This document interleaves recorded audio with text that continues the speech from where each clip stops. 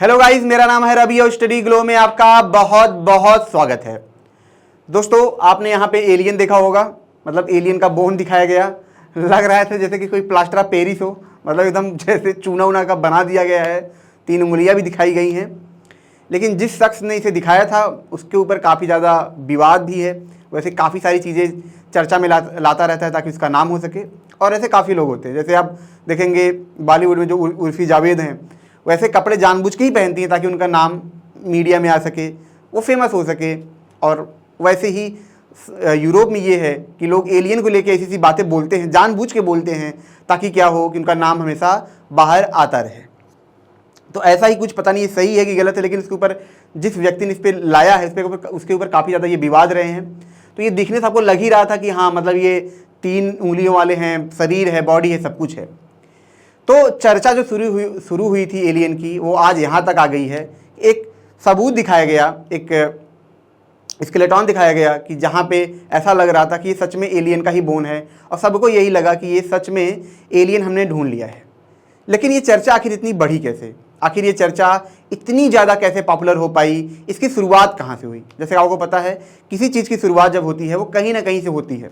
जैसे आज के टाइम में आप देखेंगे, भूतों की बात बहुत होती है, चुड़ैल की बात बहुत होती है, शैतान की बात होती है, ब्रह्म शैतान की बात होती है, जिन्न की बात होती है। तो ऐसे बहुत सारी बातें होती हैं, लेकिन कभी इन्हें देखा नहीं गया। तो जाहिर सी बात है, इनकी कभी न कभी चर्चा हुई होगी। उन चर्चा से किसी न किसी ने कुछ और देखा होगा, उसकी बातें की होंगी, फिर वो बातें फैलने लगी, फिर वो अफवाह में बदल गया। फिर अफवाह जब बहुत ज़्यादा उस पर बातें होने लगी तो वो यकीन में बदल गया। और जब वो चीज़ें यकीन में बदल जाती हैं तो कुछ लोग उसी के साक्ष्य में कुछ सबूत लाते हैं, ऐसे सबूत जो दिखने में एकदम वैसा ही लगे, और इससे क्या होता है, लोगों को और यकीन होता है, जैसे अभी यहाँ पे हुआ। तो चलिए हम ये चलते हैं कि कहानी शुरू कहाँ से हुई। ये जो धारणा निकल के आई, कहाँ से निकल के आई कि एलियन भी हो सकते हैं, यानी कि कुछ ऐसे जीव जो किसी और ग्रह पे रहते हों, ना कि धरती पे ही रहते हों। आज से कई हज़ार साल पहले इंसानों को यही लगता था कि धरती पे ही जीवन है, हम ही सब कुछ है, ये दुनिया ही हमारी इतनी बड़ी है, तो अलग अलग जगह पे कुछ और लोग होंगे। तो हम किसी और द्वीप पे गए तो वहाँ पे हमें दूसरे इंसान मिले, हमें लगा अरे वाह, ये तो कमाल की बात है, ये तो मज़ा आ गया। ऐसा लगता था हमारा जो द्वीप है वही हमारा प्लेनेट है। लेकिन हमारे कई द्वीप निकले, हम कई इंसानों को ढूंढा। अब हमने धरती पे इंसानों को ढूंढ लिया था, तो जाहिर सी बात है अब दिमाग में तो खलबली मचेगी ही कि दूसरे प्लेनेट पे कैसे हम किसी जीव को ढूंढें। तो फिर से उसकी शुरुआत होती है कुछ इंसानों से, और ये मामला पूरा आगे बढ़ता है। तो दोस्तों, हम ये कहानी शुरू करें तो उससे पहले मैं आपको ये बता दूं कि हमारा फ्लो का कोर्स है, उसे आप ज़रूर अवेल करें, क्योंकि आपको पता है कि आप तैयारी करते हैं, 2-3 साल आपके सिर्फ तैयारी में ही निकल जाते हैं, आप उसी में परेशान हो जाते हैं। लेकिन आपको कोई ये नहीं बताता है कि आप कैसे पढ़ें कि आपकी जो रियल में एफिशिएंसी है वो कई गुना बढ़ जाए।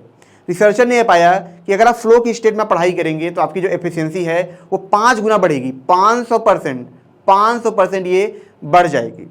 इसी कोर्स को दोस्तों लोग बाहर जाते हैं, लाखों रुपए में खरीदते हैं, लेकिन ये हम मात्र 299 में लाए हैं जब आप फ्लो 25 कोड आप यूज करेंगे। तो दोस्तों जो सबसे पहली कहानी शुरू होती है वो किसके द्वारा शुरू होती है? लुसियन एक लेखक थे, आज से लगभग 2000 साल पहले। तो लुसियन ने क्या किया, एक किताब लिखी, और उस किताब में उन्होंने क्या लिखा? किताब में उन्होंने लिखा किसी बाउंडर के बारे में, किसी सच्ची घटना के बारे में उन्होंने बताया। कैसे? उन्होंने बताया कि मैंने सब फील किया, मैंने इसे देखा। तो उन्होंने एक बाउंडर के बारे में लिखा कि 7 लोग थे, यात्री थे, और क्या कर रहे थे, नदी से जा रहे थे। फिर वहाँ बाउंडर आता है। बाउंडर आने की वजह से क्या होता है, वो सातों के सातों लोग क्या होता है, चांद पे पहुँच जाते हैं, और उन्हें 7 दिन लगता है चांद पे पहुँचने में। ठीक है भाई, बाउंडर इतना बड़ा कि चांद पे पहुँच गए। अब चांद वहाँ पे पहुँच जाते हैं तो फिर सातों लोग क्या करते हैं, देखते हैं कि चांद के राजा से और सूर्य के राजा से लड़ाई चल रही है। मतलब दोनों जो ग्रह हैं वो क्या कर रहे हैं, एक दूसरे से लड़ रहे हैं, आपस में टकरा रहे हैं। और वहाँ पे क्या है, अलग अलग जीव हैं, मतलब अलग अलग टाइप के जीव हैं, उनके पास अलग अलग तलवारें हैं, अलग अलग उनका शरीर है। और वहाँ पे मतलब गिद्ध जैसे बड़े बड़े जीव हैं। यहाँ पे उन्होंने इसको भी स्केच किया, ठीक है, उन्होंने दिखाया कि इस टाइप के जीव थे, इस टाइप के जीव थे। मतलब बहुत अलग अलग तरीके से वहाँ पे बातें हुई, मतलब जिसमें पहली बार ये एक सोच रखी गई कि चाँद पे भी इंसान हो सकते हैं, सूर्य पे भी इंसान हो सकते हैं।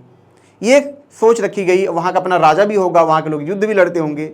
यहीं से एक धारणा की जन्म होती है जिसका नाम होता है एलियन, यानी कि ऐसे जीव जो सिर्फ धरती पे नहीं रहते हैं बल्कि किसी और ग्रह पे भी रह सकते हैं। ये पहली शुरुआत थी, एक किताब और एक लेखक ने इसकी धारणा रखी, इसकी शुरुआत रखी और वो धारणा आज चलती आई। फिर उसके 800 साल के बाद दोस्तों क्या होता है कि जापान आपको पता है देश है, तो वहाँ पे क्या होता है कि एक कहानी बहुत ज़्यादा चर्चित होती है द बम्बू कटर के नाम से। तो बम्बू कटर की जो कहानी होती है कि एक इंसान होता है जो बम्बू को कट करता है, बम्बू काटने का व्यवसाय करता है।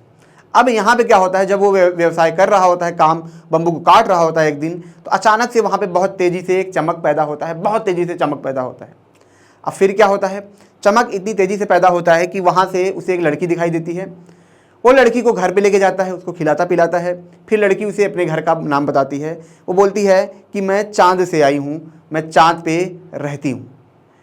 ये कहानी बहुत ज़्यादा फेमस होती है, बहुत ज़्यादा फेमस होती है और इसके बाद ये चर्चा बढ़ने लगती है।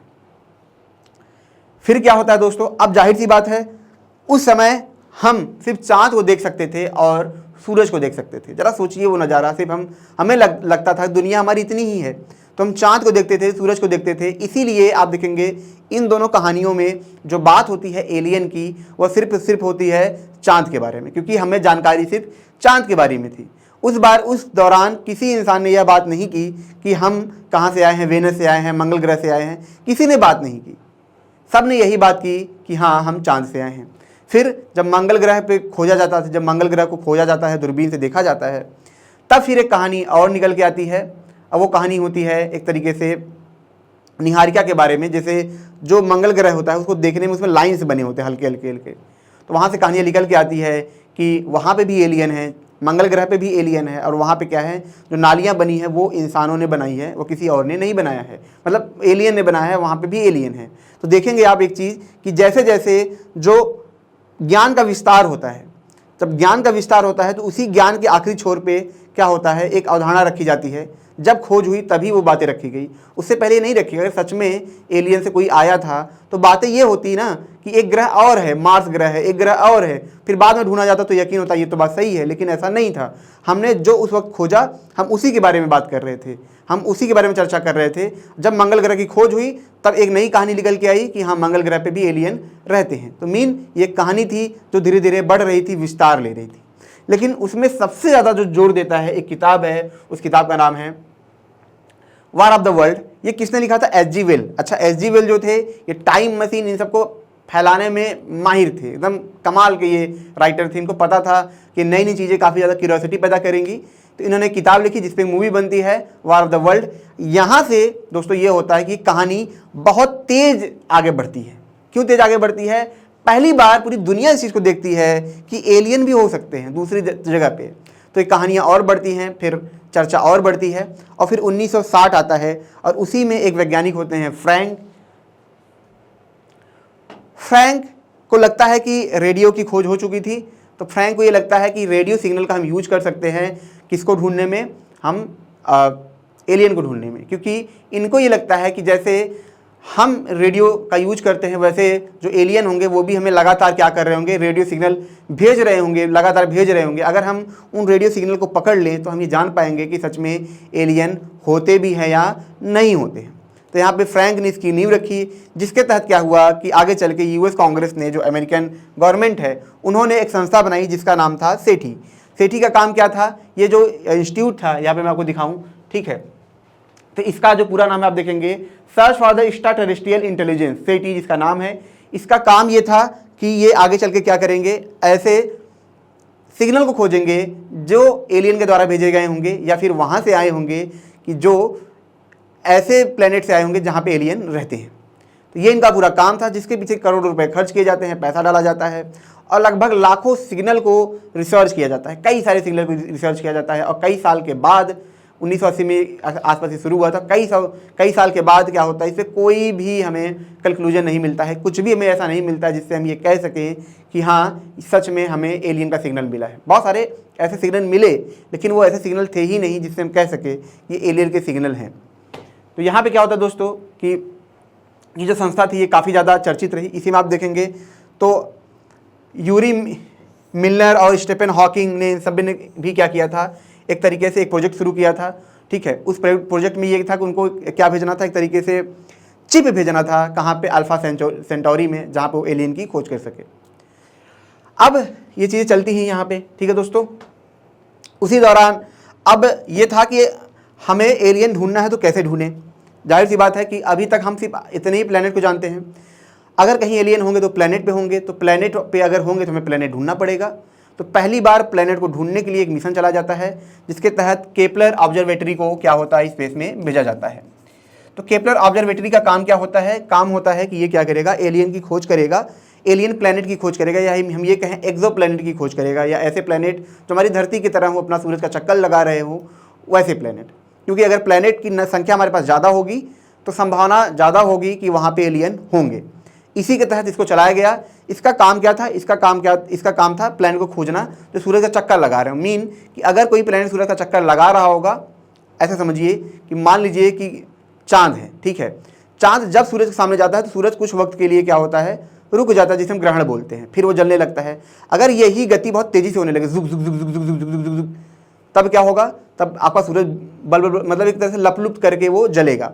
तो वैसे ही अगर हमारा जो केपलर है किसी सूरज को देख रहा है और उसके सामने से बार बार कोई ग्रह जा रहा है, तो उसका जो लाइट आएगा वो बार बार फ्लक्चुएट होके आएगा, बार बार फ्लक्चुएट होके आएगा। तो हम इसे ये पता लगा पाएंगे कि वहाँ पे क्या है, प्लेनेट है, एक्सो प्लेनेट है। तो उसी के लिए केपलर को भेजा गया और केपलर ने लगभग 2000 के आसपास प्लेनेट की खोज की।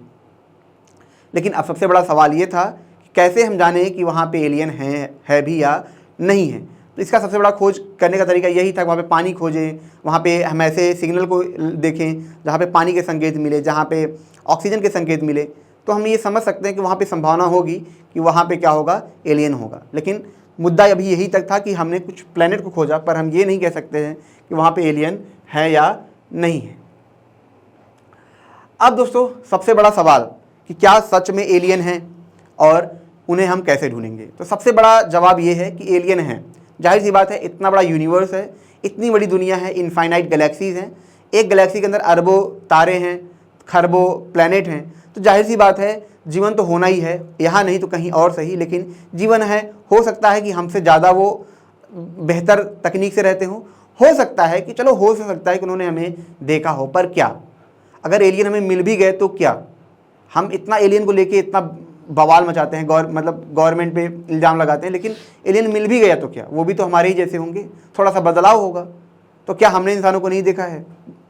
लेकिन अगर हमें मान लीजिए एलियन कहीं बहुत दूर मिल भी गया तो भी हम वहाँ पे जा भी नहीं सकते, क्योंकि वहाँ पे जाने में भी हमें बहुत वक्त लगेगा।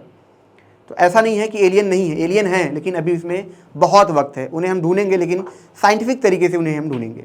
लेकिन अभी तक हमने रियल में एलियन के हमें कोई भी सबूत नहीं मिले हैं, और एलियन के सबूत हमें मिलेंगे तो स्पेस में जाके मिलेंगे, काफ़ी टाइम के बाद मिलेंगे, लेकिन एलियन हमें जरूर मिलेंगे। रवि सर भी एलियन है। हाँ, मैं भी एलियन हूँ, ठीक है। तो अगर ये लेक्चर आपको अच्छा लगा हो तो एलियन की तरह आप भी इसको शेयर करें, ताकि और भी लोगों को ऐसी नॉलेज मिलती रहे। मिलते हैं नेक्स्ट लेक्चर में। Thank you so much.